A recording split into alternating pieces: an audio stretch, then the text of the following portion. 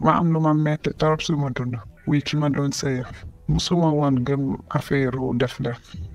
mais man gëm naa ne def am na ndax du la dalul doo ko xam ndaxte ki fa doon sëyal damay jékki ñu naan man doo dem xool sa yaram rek xam nga ma ne naa dem xool bu doon ci kenn laa dem sax ma ne waaw bii dem naa ay benn ba ñett nit damay dem xool luñ ma wax luñ kàddu bi lañ may wax dañ leen dëkk ki nga dul sëyal moo la ko def te liggéey bi ma def tant que dégg sa yaram du ma sa sëy ne ma li ma def nag da ko suuf si ñetti armeel benn bi armée lu Yoff la ko def benn bi armée lu Pikine benn bi armée lu Touba.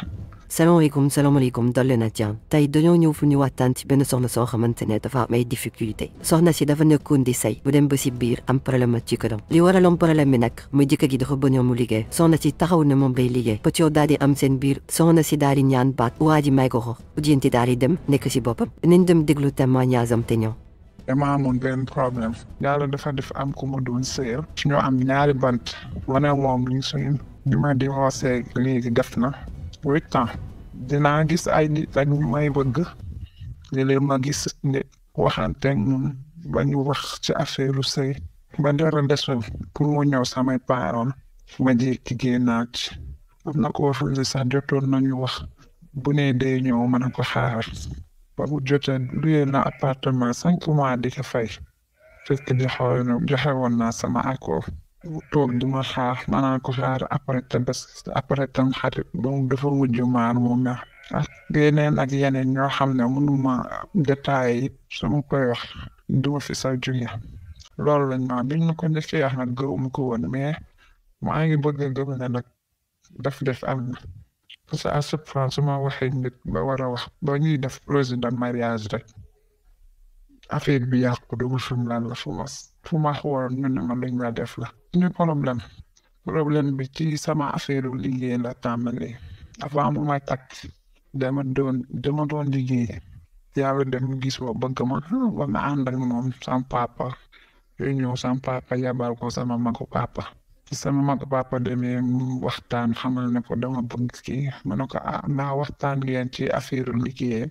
ma ne ko waa waxtaan nañ mu ne ko day bàyyi liggéey mu wala day continuer mu ne loolu yàqul dara si sama sëy ak moom na continuer liggéeyam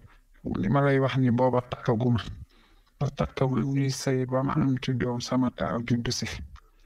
sama taaw bi ma génn sama deuxième doom bi 4 ans ba ma amassé sama deuxième doom bi fa problème bi tàmbali ndax dama demoon seeti ay parents moom seen village ma dem bi ma demee suñu superviseur woo ma ne ma kañ ngay liggéey si parce que dañu am directeur bu bees fi ñuy liggéeyee parce que fi ñu doon liggéeyee ay chinois la ñoo ko moom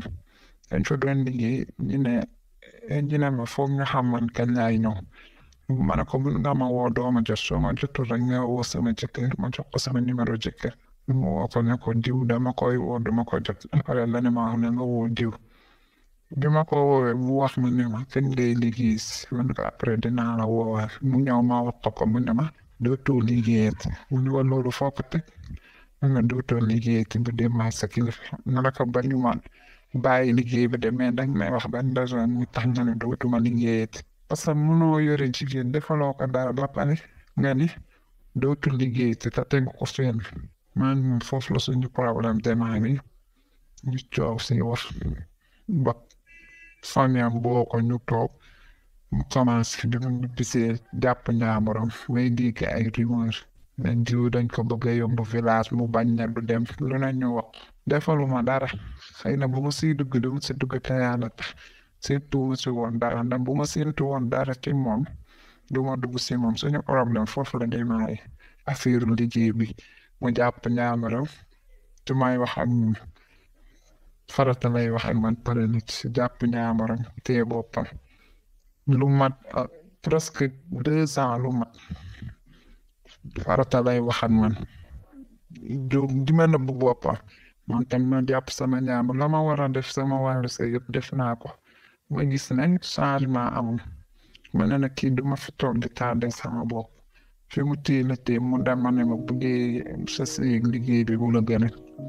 man ko sama liggéey wàcc la yow mu gën a yomb ma wàcc sama liggéey parce que mënoo takk jigéen defaloo ko dara ba pare nga xëy ba ko arrêté loo liggéeyam ma ne man du ma la arrêté loo sa liggéey ba pare te du ma la jox dara ma ne ko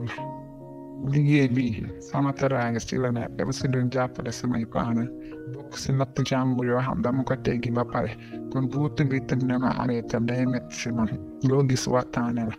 waaw arrêté loo nit ki defaloo ko dara yow na ngeen ba may sëy nga ma mënoon woon defal dara kon doo ma bàyyiloo sama liggéey ma koy bay fa la démarré ma yëg ne mi ngi bëgg a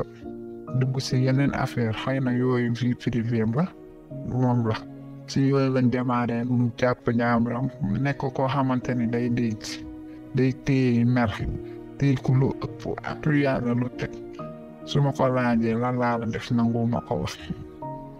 ba samay kilifa ñëwee di ko laaj lu mu la def nangu wax li ma ko def parce que am na mënul wax ne lii laa ko def suñu problème foofu la démarré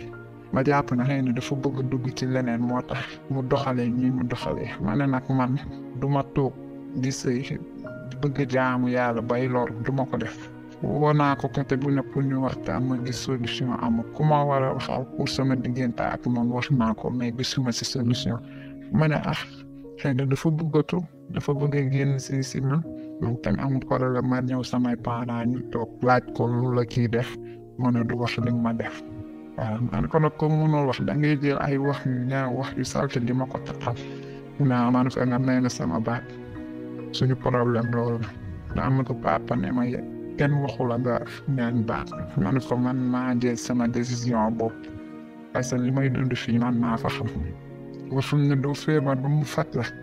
du ngay tënd ak sa nett nii la lay romb san du lu faraa bu mu yëkkati jox la ma ne man mënuma continuer di dund nii su ma fi amee bu waatar samay feebar fii tëdd samay mbokk ñoo ñuy wala samay doom ci laa te samay matukaay woo samay kilifa ma ñaan ko baal si biir dem mais à chaque fois des fois nga wax ak nit junni la ne la xamal ne du bàyyi day wax ne diw mi dinañ àndaat du gaaw nag waaye dinañ àndaat suñu problème noonu affaire bi foofu la démarré ñu dem ba mënatuñu nekk ne balaa leneen di am nag ñu ñaanalante si jàmm mais dama jàpp ne nit koo jural moom ay doom sañoo ko waroo xalaat yéen yi dëkk ko def bu dul dara sax nga xool si njaboot gi ndax boo ko defee nga ne naa ko def ban njëriñ la am boo ko defee yow xam nga ëllëg say doom ngay lor. mais ça fait presque 8 ans bu Jinti moom la am jëkkër te bëri na ñoo xamante ne bëgg nañ koo takk waaye dafa mel ni dafa am lu koy yaax à chaque fois su nekkee kenn dem bay waayoo conclure day am loo xamante ne day ñëw yaax diggante ni looloo ko yëkkati nag bu dem ci maama ni pour ñu seetal ko ba ñu ko seetalee mi ne dafa am def-def gi def ci kaw def-def googu noonu nag dañ koo soow ci ñetti armeel yu bokk benn Yoff benn Touba benn Pikine loolu noonu moo tax mënul amaat jëkkër soxna si nag si jafe-jafe yooyu la nekk jamono gi nag muy bëgg doon mag te lu bëri woon koy raw ndëgloo soxla si woon noo fi dafa mel ni jëkkër ji moo nekk ci ginnaaw biir bi ana la moo war a mën a doon taxawaayam pour génn situation gi ni est-ce que warul confronter ex jëkkëram ak lii xew pour que mu mën koo dindi ci situation bi nii question yooyu noonu yëpp dañuy bàyyi ngeen jox ñu seen xalaat à travers le commentaire sur ce ñoo ngi waxante ba beneen sur 221 Dakar